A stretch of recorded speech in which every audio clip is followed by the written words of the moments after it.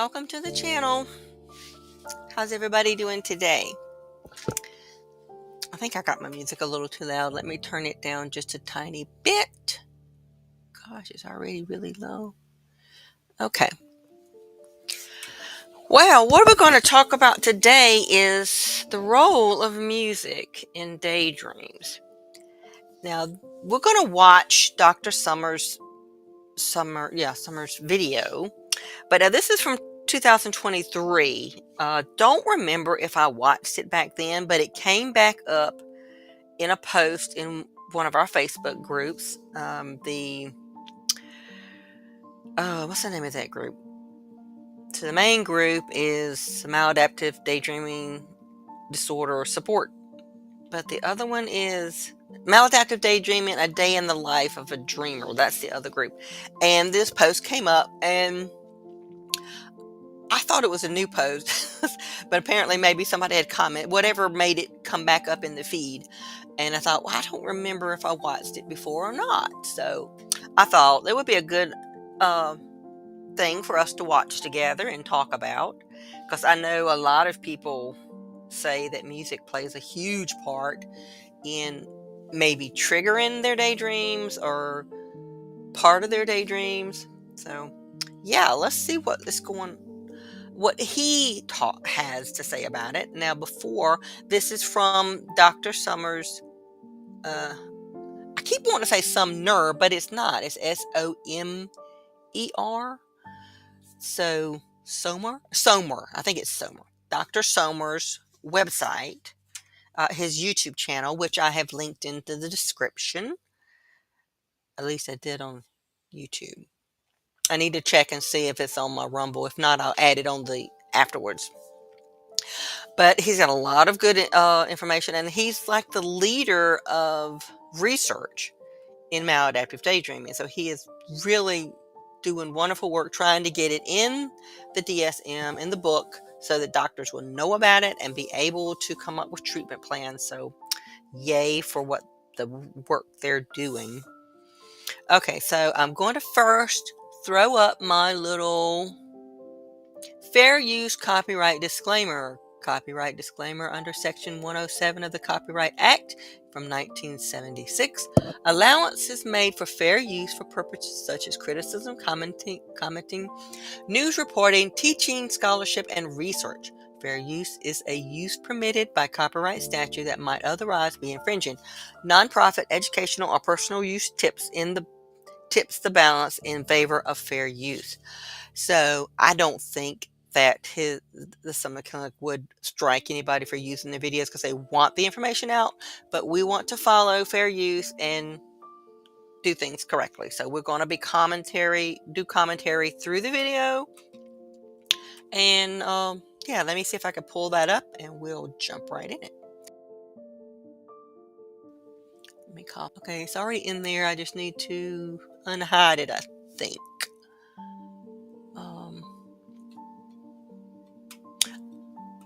I am not a professional videoist, as you can tell. I'm trying. Oh, okay. I was looking for the one that said screen share. There it is. Okay. Here's a video, and you can see it's Somer Clinic is his YouTube channel. And like I said, I'm going to be, if I haven't already, I did it in one, but I'm not sure, because right now it's my first time dual streaming in YouTube and to Rumble. So anybody at Rumble, hey, welcome to the stream.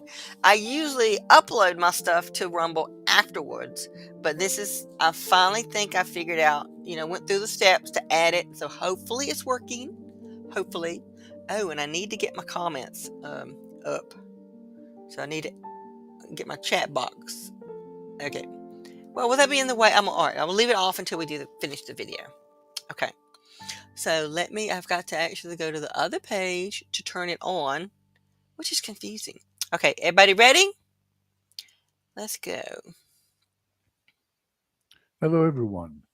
Today I'll be discussing the intriguing and complex role of music in maladaptive daydreaming. As most of you watching this might know, maladaptive daydreaming is characterized by immersive and excessive daydreaming that can interfere with daily life, impact functioning, or create distress. So let's delve into the multifaceted relationship between music and this phenomenon. First, just to accentuate the importance of music in setting the tone for the daydreaming scenes, there was a small subgroup of respondents in this research who indicated that they try to avoid sometimes music, particularly in daydreaming scenes that they described as low energy. So music has a potent stimulating effect on the fantasy experience, and some participants intentionally avoid music when concentration is required for creating specific daydream scenarios.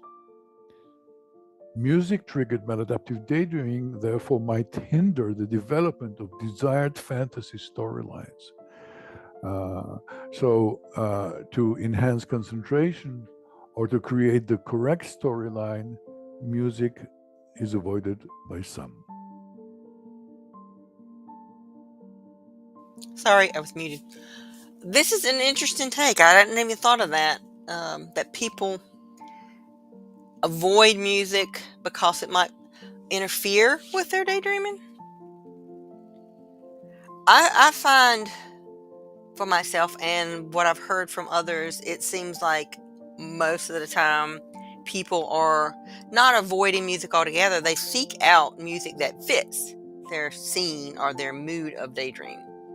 Like if they're daydreaming about romance, then they may seek out love songs. If they're daydreaming about heroic acts and drama, they might search out that kind of music, like something from a movie soundtrack kind of thing. And people who have negative, sad daydreams, uh, they may seek out sad, painful songs that bring that emotion up that they are dreaming about. I really think it has a lot to do with the emotions. I have actually heard some people, and I have experienced myself, to where there has been times when it was really, really bad. I've got more control now, but there was a time when it was extremely bad. And it's like the only time you have emotions is in the daydream. And in real life, you're kind of numb. So there's that. Okay, let's go back. I'll try not to talk too much. Another group of respondents indicated that music is used to isolate themselves from the external reality as a sort of a white noise. In other words, for some individuals, music serves as a barrier that isolates them from external distractions. Music creates an unstructured sensory environment that supports an altered states of consciousness, fostering this form of immersive, vivid daydreaming. For those individuals, music is used as a tool to block out exterior stimuli, aiding in the intensification of the maladaptive daydreaming experience. Still, another Well, though a lot of people do that, even that aren't maladaptive daydreamers, don't they? They kind of immerse themselves in the music. You ever walked into a room, with somebody with headphones? They're definitely immersed. They're not paying attention to anything around them. So I think a lot of people do that. They just kind of get lost in something. They may not be daydreaming, but they're just lost in the song, and everything else is blocked out. But yeah, definitely daydreamers too. Um, will do that. And that is one thing that can kind of be dangerous about maladaptive daydreaming.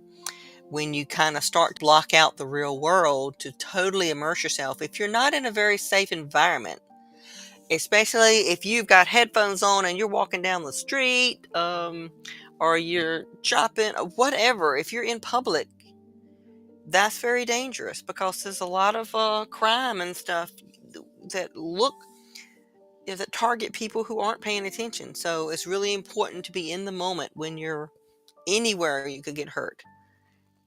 Whether it be stepping out into traffic or tripping over something in your house. We're really trying to stay more in the moment, for our own protection too.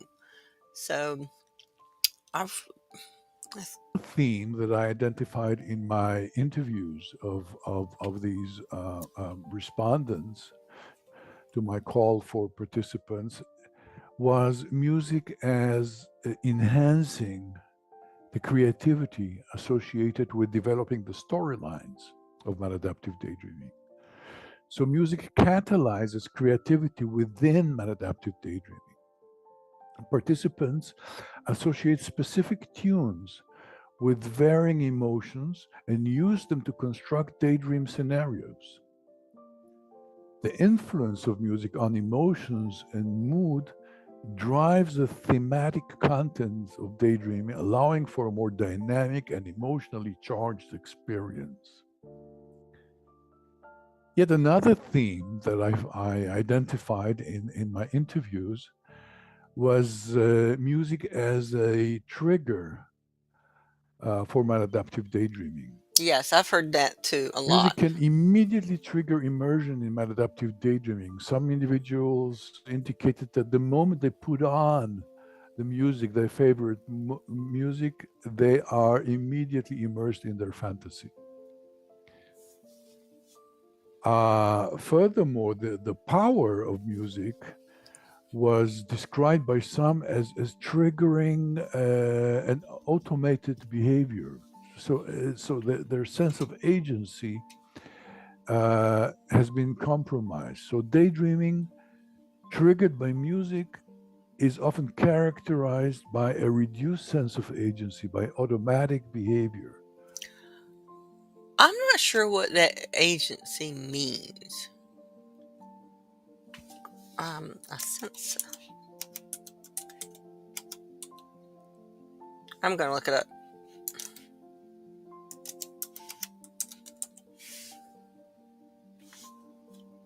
In a person. Okay. In a person, agency refers to their capacity to make their own choices and take actions that influence their life and environment, rather than being controlled by external forces or simply reacting to circumstances. Hmm. The capacity to make their own choices. Hmm. So I want to back up just a little bit and hear that again now that I know what agency means. By a reduced sense of agency, by automatic behavior, by some respondents. Hmm. Um, Maintaining concentration becomes difficult in the presence of music, and the interruption of daydreaming becomes compromised. Um, Another theme that I identified was of music described as an immerser of emotion. Music plays a pivotal role in altering emotional states and enriching the immersive daydreaming experience. Now, that was kind of what I was talking about earlier, where it seems to you choose a song, music that fits your emotion you're trying to get in that scene. Yeah. Or hearing a specific like song that fits um, a daydream that you've been experiencing may trigger it to restart. So participants put on the kind of music that will set their emotional state Yeah. to Set be the in mood. line with the daydreaming experience and Right. therefore enriching it. You seek it out when you're in that kind of These daydream. participants associate music with mood control, enabling them to modulate their daydream's emotional content. Hmm. Um, Intense music in this group of respondents seemed to induce a cathartic form of daydreams. Okay, I kind of what he just said a minute ago. I'm gonna go back. Um, maybe I did, let's make sure I heard it right. Intense music in this group of respondents seemed to induce a cathartic form I of didn't go back daydreams far enough. to modulate their. These participants associate music with mood control, enabling them to modulate their daydreams' emotional content. Okay, yeah, that in my own personal experience, I have experienced the exact opposite. I am not able to use music to modulate, as he put it, the mood of the daydream. But the mood of the daydream controls what music I listen to, if that makes sense. Does that make sense? Um, Intense music in this group of respondents seemed to induce a cathartic form of daydreams, while shifts to uplifting music trigger positive daydream scenarios. So, so people sort of plan the kind of experience they want to create in their altered state of consciousness uh, by not only scripting the storyline, but also the soundtrack of this very powerful internal um, virtual reality. Now, maybe I'm sure there's a lot of MDers that do this. They are scripting their daydream, controlling it. But there also are a lot of people like me whose daydreams are more like intrusive thoughts. We don't really control them; they take us over, and it's usually sometimes it's negative, sad, worry. You living out scenarios of what ifs, like all the things you worry that might happen. Your daydream is playing it out for you horribly, much to your dismay. So there are definitely some splits there, and I think it's hopefully that some of these distinctions will be made in the research to where there is probably going to be a different type of treatment or therapy that would be needed for someone, you know, opposite from what he's talking about right now. So I hope that they will, people more like me will be represented as well. Um, so participants compare the music's roles in maladaptive daydreaming indeed to a cinematic soundtrack. They some of them talk about it explicitly. Music seems to have the power to change the tone and the mood of the daydreams, influencing their content and emotional intensity. The evocative nature of music is recognized by my respondents as a significant contributor to the immersion, the depth of the immersion in the fantasy. So, in conclusion, the relationship between music and maladaptive daydreaming is a complex interplay of stimulation, isolation, creativity enhancement, triggering, and emotional immersion. The diverse roles that music plays in this phenomena underscore its profound impact on the daydreaming experience for many. Of course, further research is needed to unravel the neurocognitive processes involved and explore the intricate connections between mood, music, and the content of daydreams. Thank you for your attention.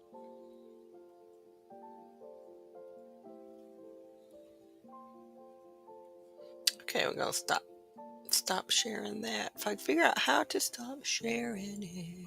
Screen share. Okay. What do you think? Which of these camps are you in? How does music affect your daydream? And I'm gonna pop my box up here. No, no, no, no. Okay. What do you think? Hmm. It's interesting that last thing he said about how music can set the stage, and like I explained in my situation, it's not real. Like it's like the daydream itself is setting the stage for the music. Like if the current daydream that is plaguing me is about a breakup, then if I'm listening to happy music, I'm just not daydreaming. It's not nothing. It's like normal.